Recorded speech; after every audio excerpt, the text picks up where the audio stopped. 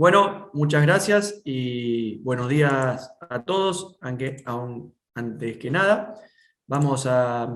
comenzar. Voy compartiendo pantalla.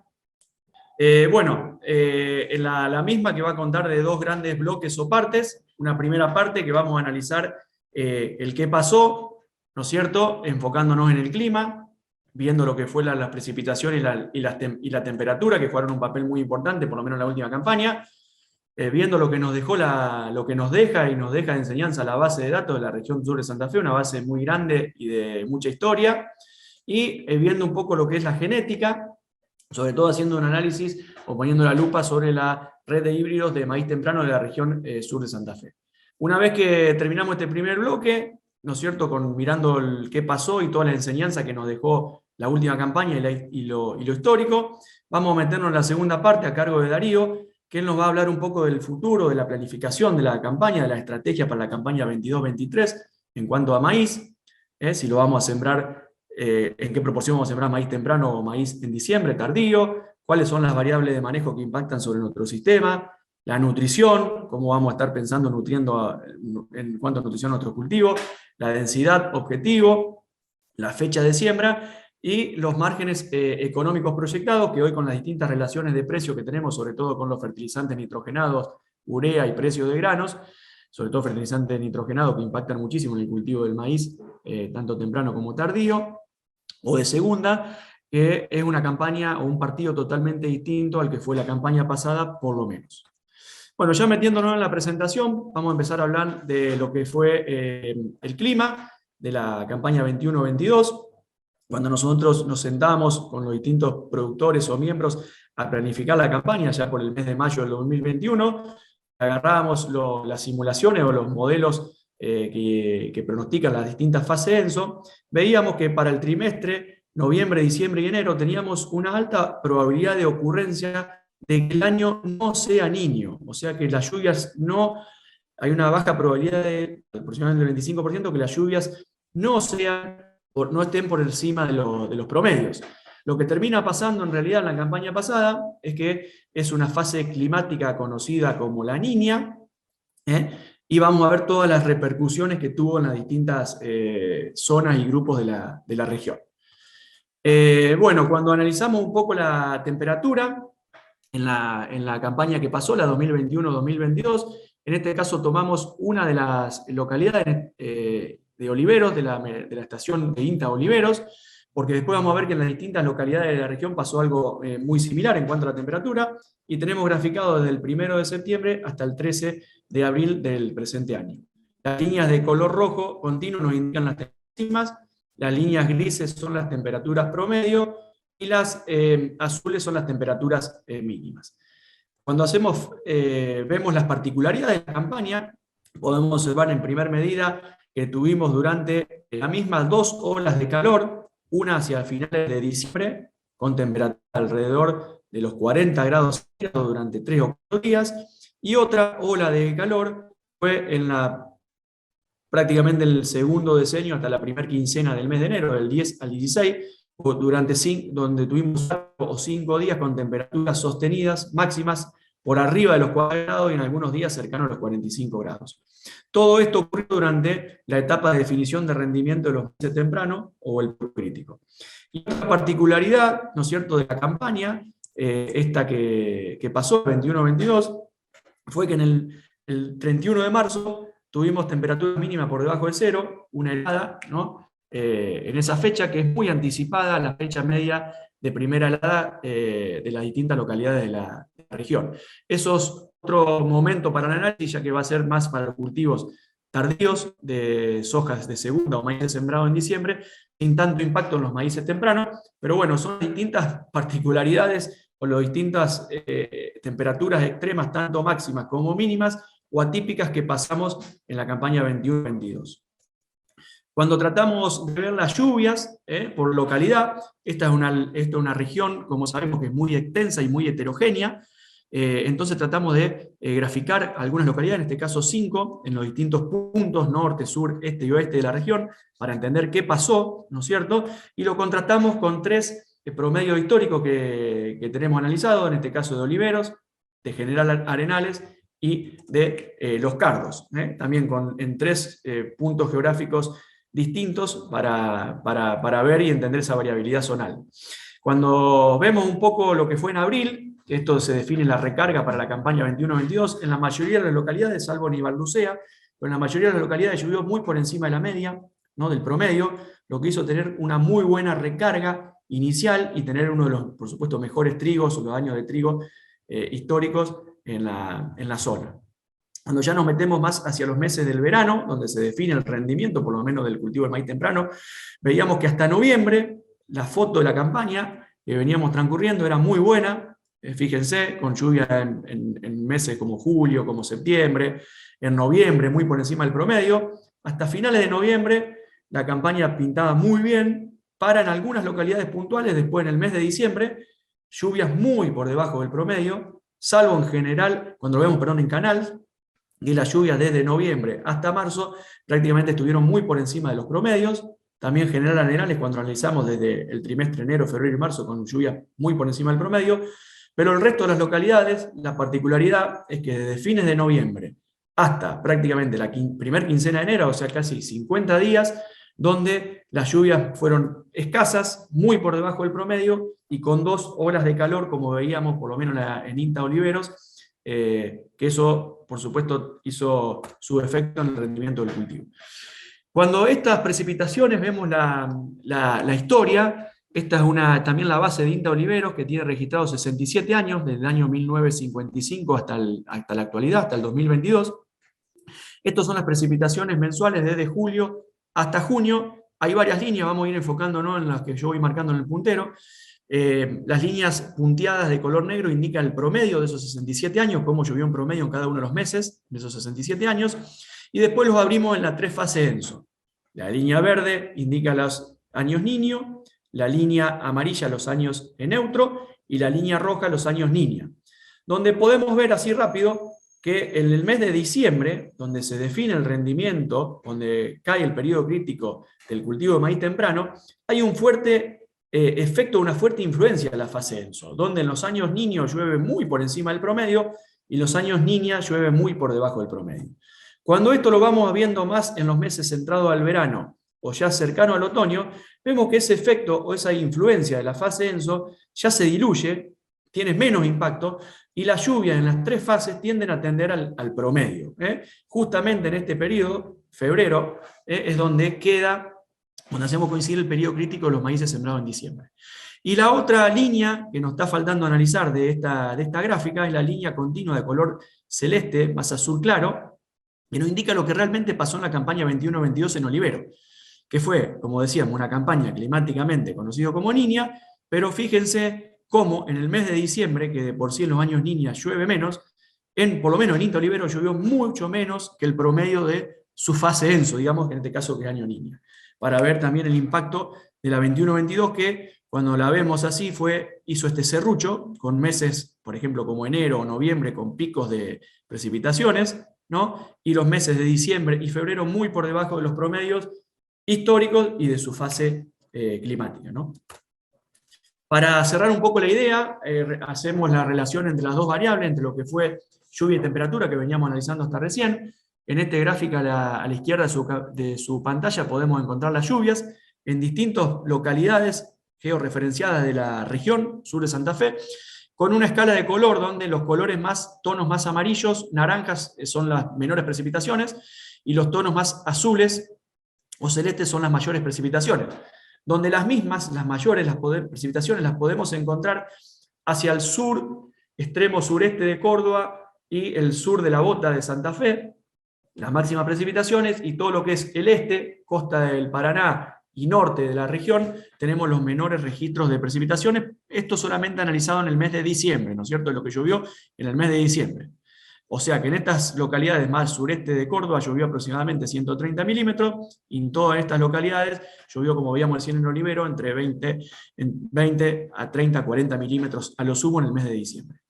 También lo mismo, para el mismo mes de diciembre, del 1 de diciembre hasta el 31, tenemos graficada la temperatura. Antes solamente la veíamos en Olivero, ahora la vemos en distintas localidades, donde vemos que es muy parecida no hubo diferencias de temperatura en los distintos días del mes de diciembre, temperaturas máximas esto, ¿no? En las distintas localidades.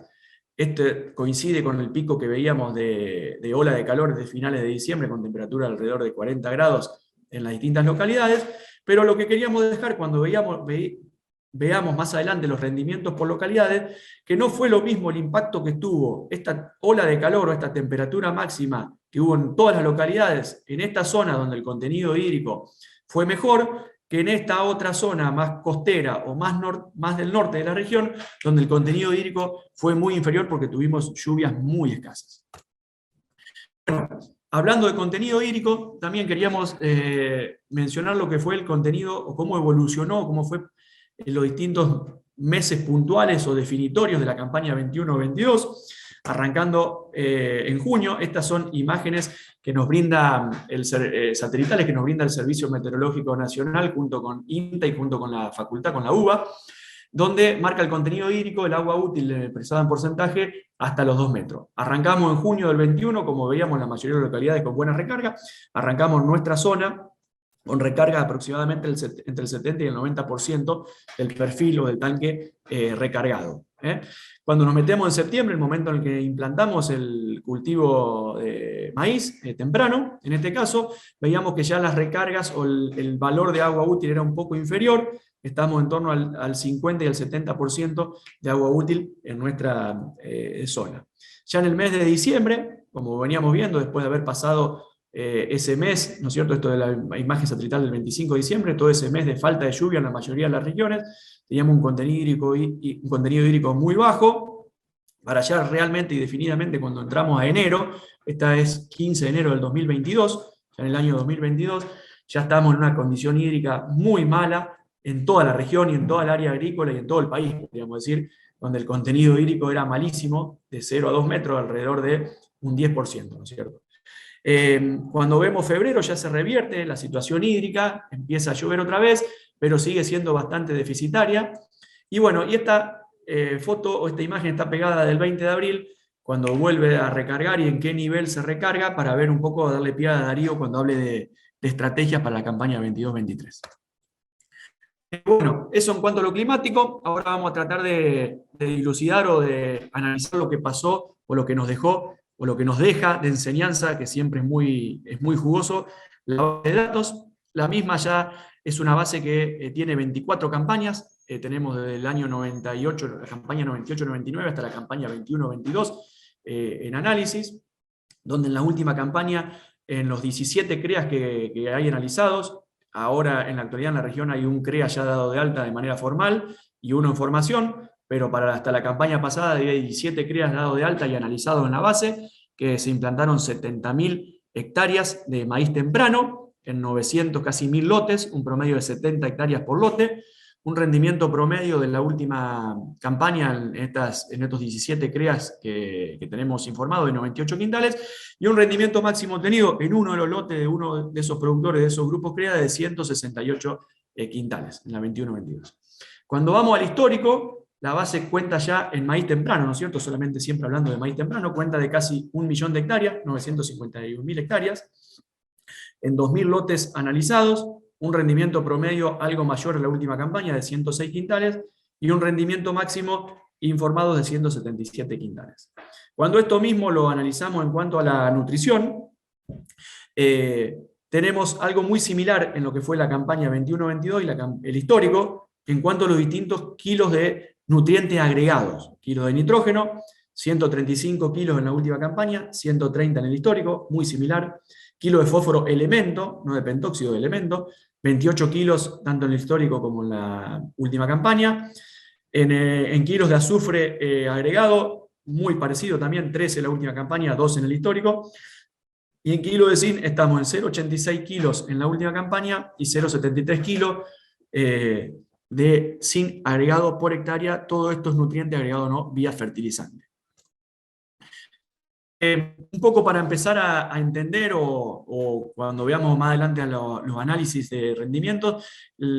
hace un par de años en la región se hizo un trabajo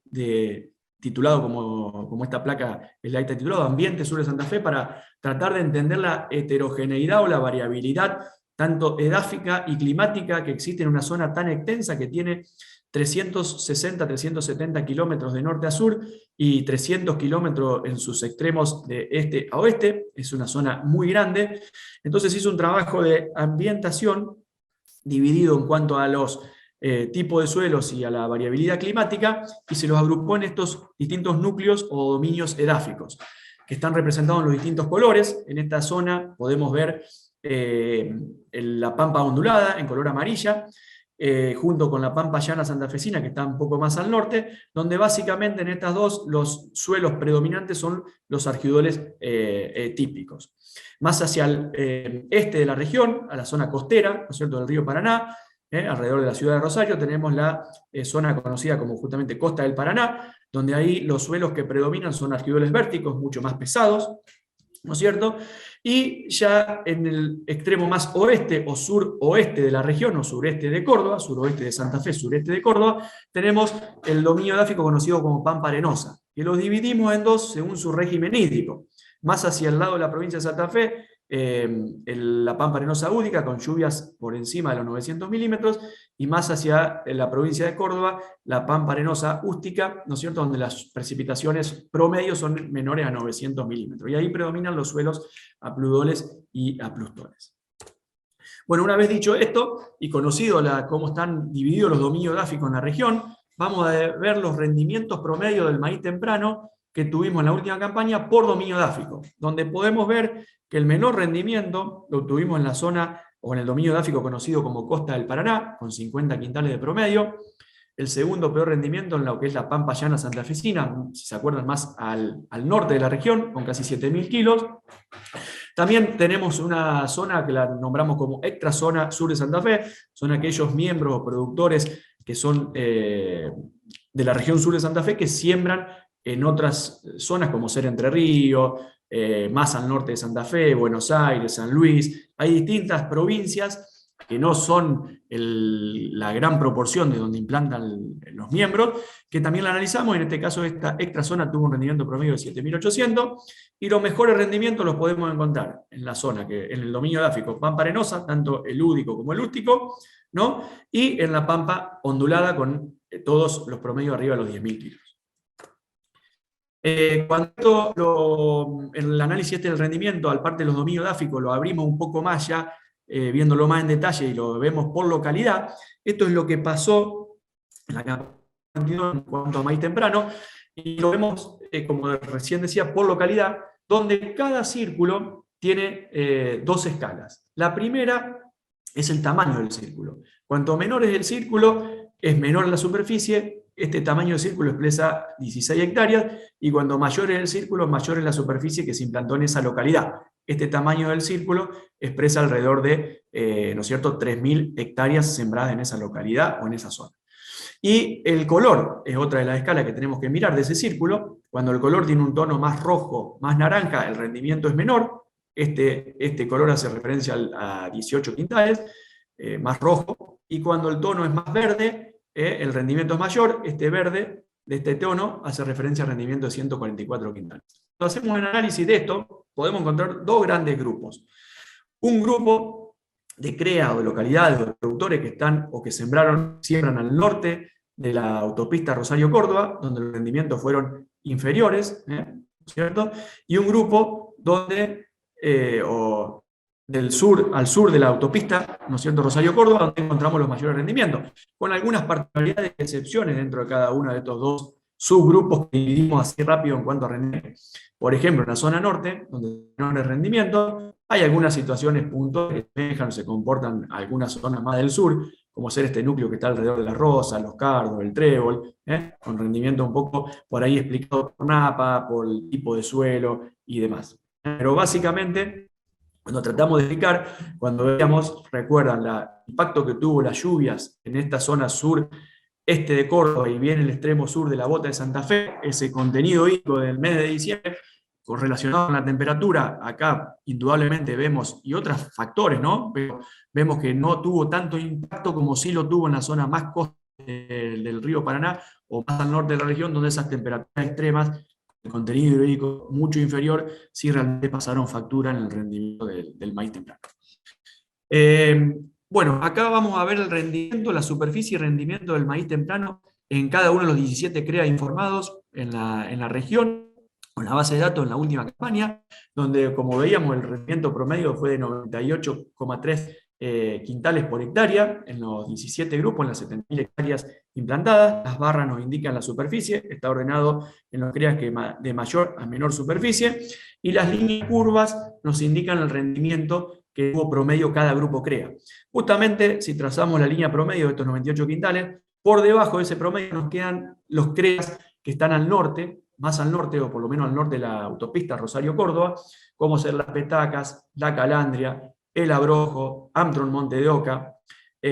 Colonia Medici, San Jorge Las Rosas y Rosario, con alguna excepción, como puede ser en este caso Arenales en su promedio, pero los que quedan por debajo del promedio de lo que fue la región, como veíamos viendo explicándolo a través de la lluvia, la temperatura, el tipo de suelo, de los ambientes que exploraron, que le tocó explorar el maíz temprano, son los CREAs de menor rendimiento, los demás del norte, y los CREAs que están por encima de la media son justamente los CREAs que están más al sur, suroeste de Santa Fe o sureste de Córdoba.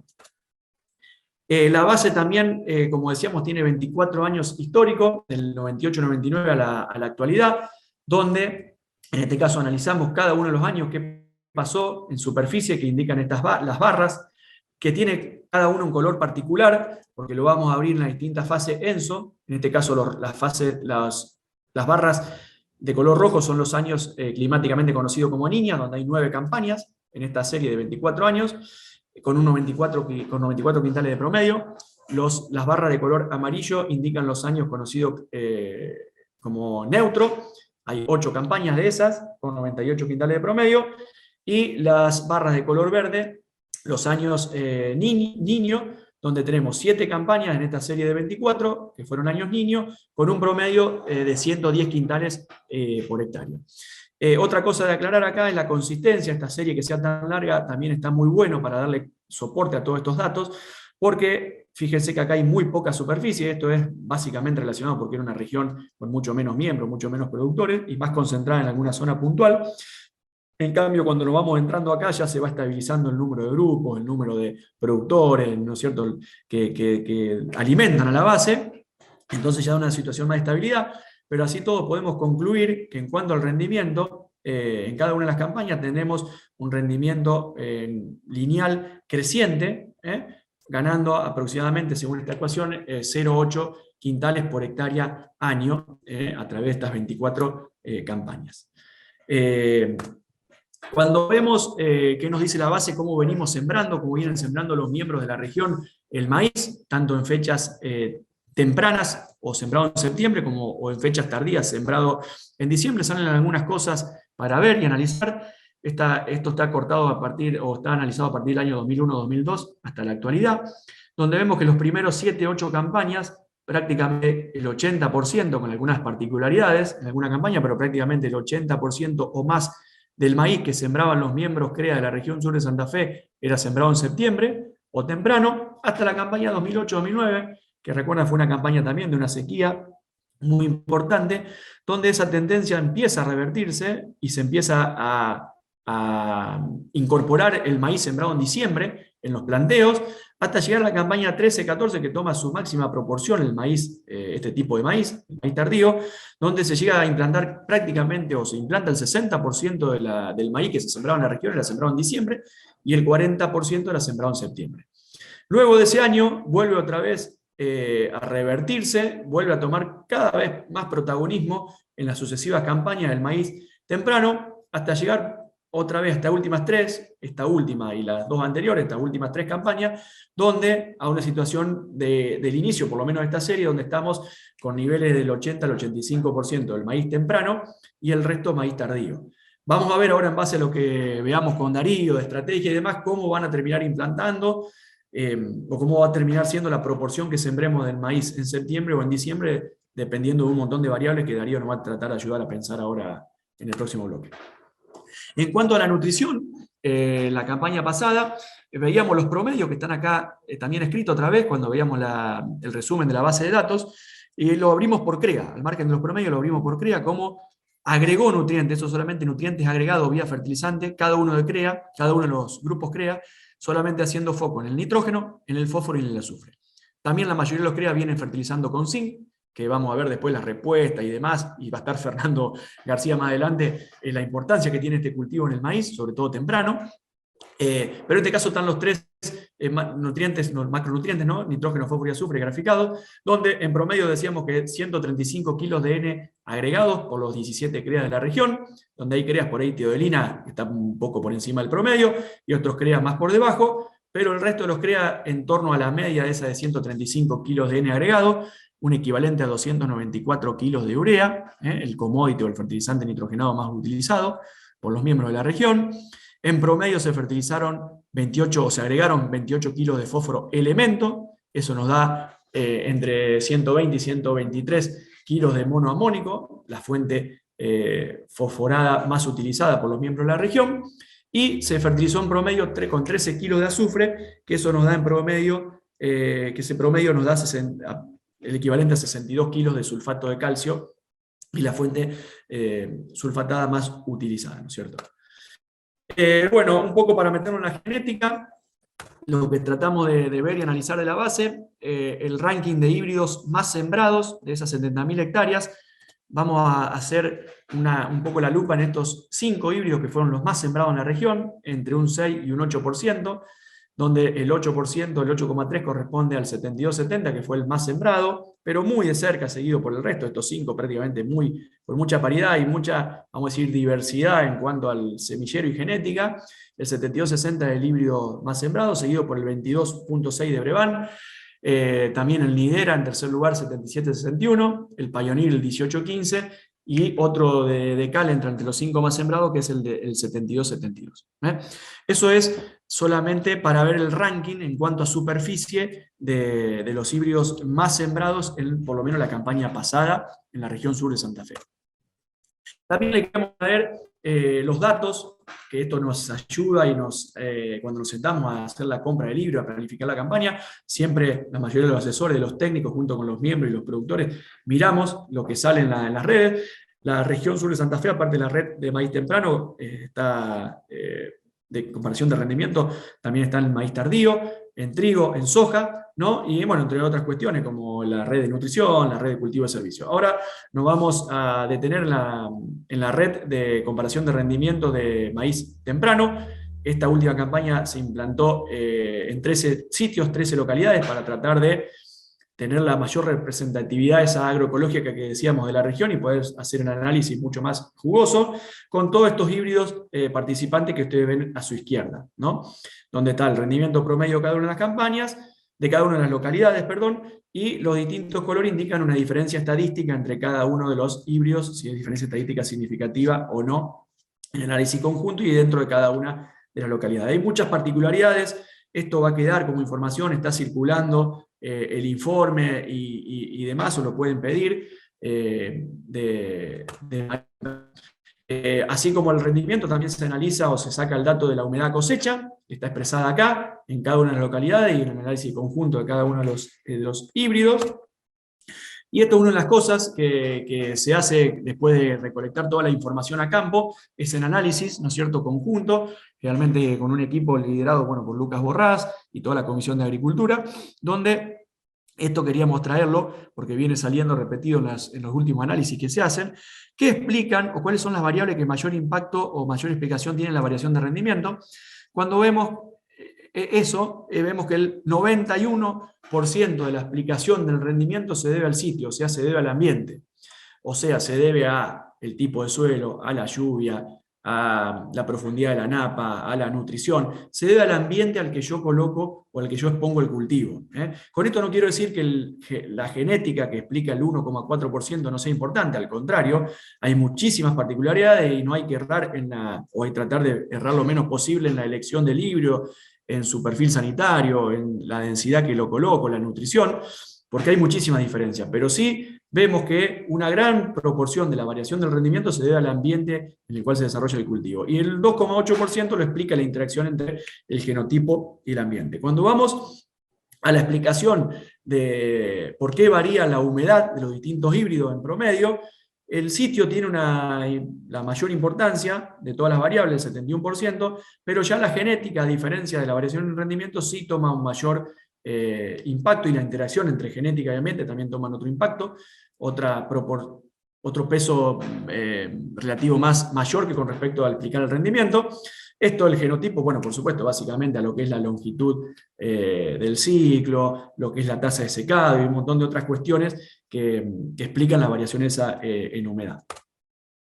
Esto va a quedar el ranking del resumen de lo que veíamos antes, de todas las localidades, resumida el rendimiento promedio, el análisis conjunto, con los diferentes colores porque expresa las diferencias estadísticas significativas, y el ranking, ¿no es cierto?, de las distintas humedades a cosecha, de los que menos humedad tienen, que es una de las situaciones deseadas, hasta los que más humedades a cosecha se registraron en promedio en las 13 localidades que se hicieron los ensayos.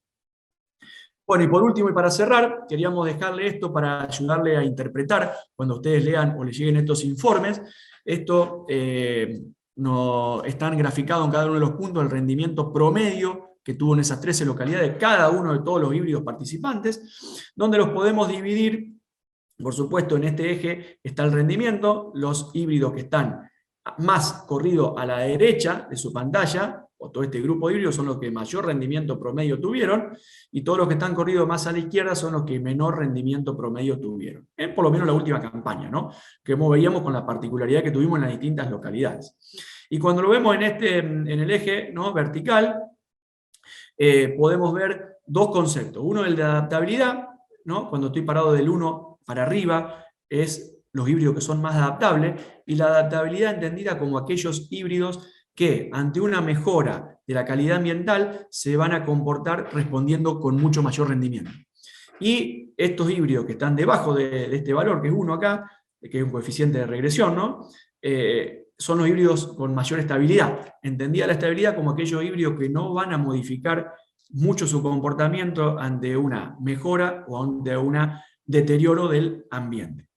Entonces podemos trazar básicamente estos 4 cuadrantes, donde tenemos los híbridos de más adaptabilidad, de más estabilidad, y los híbridos de mayor y de menor rendimiento, y ustedes cuando se sienten a planificar con sus asesores, con sus técnicos y demás, pueden elegir en qué situación o en qué híbrido están buscando, ¿no?, de acuerdo a la calidad ambiental, a la fecha de siembra, a la densidad, al perfil sanitario, y todas las características que nos brindan cada uno de los distintos materiales que tenemos disponibles. Así que, muchas gracias, y damos esta la primera parte, donde tratamos de analizar o ver un poco qué pasó en la campaña 21-22, para darle pie a Darío, que nos va a traer o hablar de las estrategias para la campaña que viene del 2022-2023 para el cultivo de maíz.